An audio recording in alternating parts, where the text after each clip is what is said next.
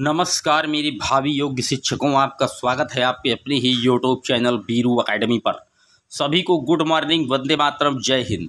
Dear, आज हम बात करेंगे कि जो बीएड वर्सेस बीटीसी का मामला है, जो सुप्रीम कोर्ट का ऑर्डर आया है, उसके हिसाब से किसकी जीत होना तय माना जा रहा है। किसका भविष्य सुरक्षित होगा, बीएड का भविष्य सुरक्षित होगा या बीएसटीसी या बीटीसी डीएलएड का भविष्य सुरक्षित होगा। आखिर क्या प्राथमिक शिक्षक भर्ती से अभी बीएड के बाहर होने की संभावनाएं बन रही हैं क्या। देखिए डियर, अगर आप भी इन सारे मुद्दों से प्रभावित हैं तो वीडियो पर अंत तक बने रहिएगा।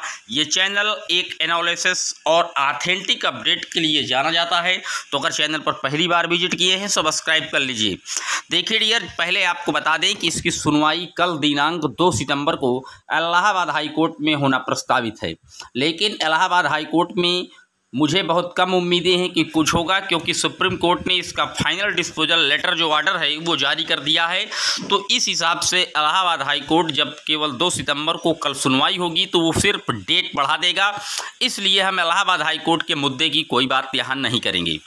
हम बात करेंगे सुप्रीम कोर्ट का जो ऑर्डर रिलीज हुआ था उसके हिसाब से आखिर क्या क्या और किन किन मुद्दों पर किसका पॉइंट जो है वो भारी दिखता नजर आ रहा है। आइए बात करते हैं। देखिए, सुप्रीम कोर्ट ने एक ऑर्डर जारी किया था जिसमें उन्होंने साफ साफ मेंशन कर दिया है कि इसकी जो फाइनल डिस्पोजल है वो 12 अक्टूबर को इस केस को हमेशा के लिए बंद कर दिया जाएगा। यानी कि हो सकता है सुप्रीम कोर्ट 12 अक्टूबर को अपना फैसला सुना दे या फिर जो ऑर्डर है वो रिजर्व कर ले। लेकिन उसके पहले उसने एक मेन पॉइंट ये ऐड कर दिया कि 6 सप्ताह का जो ये समय मैं दे रहा हूँ उसमें मैं सभी को दे रहा हूँ, चाहे वो केंद्र की सरकार हो या किसी राज्य की राज्य सरकार हो या कोई सरकारी संस्था हो या कोई निजी व्यक्ति विशेष हो। अगर उसे लगता है कि बीएड और बीएसटीसी में बीटीसी में किसका पक्ष किस तर्क के आधार पर मजबूत है तो वो अपना एफिडेविट काउंटर फाइल कर सकता है सुप्रीम कोर्ट में, सीधे वकील के माध्यम से कर सकता है। अगर वो जानकार है संविधान का या वकील का, या आप कह सकते हैं कि उसे जो है कानूनी तौर पर ज्ञान है, तो वो खुद अपना जो एसएलपी है वो सुप्रीम कोर्ट में पक्ष रख करके अपना जो है वो दायर कर सकता है। देखिए, यूट्यूब पर मेरे चैनल पर बार बार कमेंट आते रहते हैं कि कोई कहता है बीएड जीतेगा, कोई कहता है बीटीसी जीतेगा। देखिए डियर, अगर आपके पास भी कोई तथ्य मजबूती का है, आप चाहे बीएड के साथ हों या बीएसटीसी के साथ हों, तो आप उसको लिखित तौर पर सुप्रीम कोर्ट में जरूर सबमिट कीजिए। नहीं भविष्य में आप ये कह सकते कि डियर, अगर हम ये ठोस आधार दिए होते, हमारा ये ठोस आधार है बीएड साथियों का, हम प्राथमिक में बने रहते, या बीटीसी का यही कहना होता। तो देखिए, इसमें अब जो है सभी से अपने अपने जो काउंटर फाइल है, एफिडेविट है, वो मांगा जा रहा है। प्रदेश की राज्य सरकार भी अपना हलफनामा जाहिर करेगी। 6 माह के ये 6 सप्ताह के अंदर सारे कार्यक्रम को करना है। एनसीटीई लगातार जो है अपने गजट को बचाने के लिए पूरी तरीके से तल्लीनता के साथ जुटी नज़र आ रही है, लेकिन कहीं ना कहीं जो बीटीसी वालों का पक्ष है वो केवल एग्जैक्ट एक बेस पर मुझे दिखाई देता है कि सुप्रीम कोर्ट से आदेश आ सकता है, क्योंकि जब राजस्थान में जोधपुर हाई कोर्ट के दिए गए डिसीजंस के पेंडिंग मामले को नहीं वहां अपना क्लियरिफाई कर पाई थी, उसी आधार पर अगर डिसीजन आता है तो आप मान लीजिए कि बीएड अभ्यर्थियों के जो प्राथमिक लेवल पर बने रहने का जो मुद्दा है वो कहीं ना कहीं संकट में आ सकता है। लेकिन अगर एनसीटीई अपने पक्ष में सभी जो है वो संतुष्ट कर ले जाती है सुप्रीम कोर्ट को, तो हो सकता है प्राथमिक लेवल पर बीएड जो है वो बना रहे, वरना बीएड का जो हटना है वो कहीं ना कहीं लगभग तय माना जा रहा है। उसके 2 रीजन्स है डियर। देखिए, एनसीटीई ने जो गजट में मेंशंस किया था डायरेक्टली मेंशन कर दिया, उसने किसी भी राज्य के राज्य सरकार से परामर्श नहीं लिया था कि बीएड को हम प्राथमिक में एलिजिबल कर रहे हैं, क्या आपके यहाँ प्राथमिक लेवल पर संचालित कोई कोर्स चल रहा है, शिक्षकों की कमी है, या आपके यहाँ प्राथमिक लेवल पर जो कोर्स का संचालन कराया जा रहा है उस माध्यम से आपके पास प्राथमिक लेवल पर ऑलरेडी टीचरों की भर्ती प्रक्रिया के लिए प्रशिक्षणरत अभ्यर्थी हैं। तो कहीं ना कहीं एनसीटीई ने थोड़ा जल्दबाजी जरूर दिखाया है।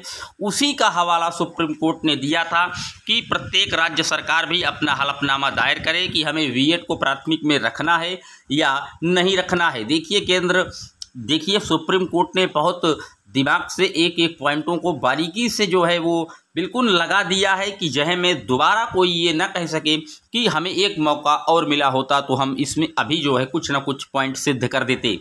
इसलिए सुप्रीम कोर्ट ने बहुत बारीकी से चाल चली है और ये मान लीजिए कि 12 अक्टूबर को अब इसका जो अंतिम निर्णायक डिसीजन है वो आना तय माना जा रहा है।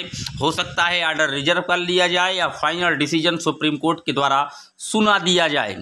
हालांकि आरटीई एक्ट जो 2009 की उपधारा 2 और 3 कहती है उसमें भी यही बातें मेंशंस की गई हैं कि राज्य सरकारों के द्वारा इसका जो अनुमान है, जो जनगणना है, एक तरीके से वो कराई जानी चाहिए कि प्राथमिक लेवल के लिए किस किस कोर्स को किस आधार पर वरीयता दी जाती है।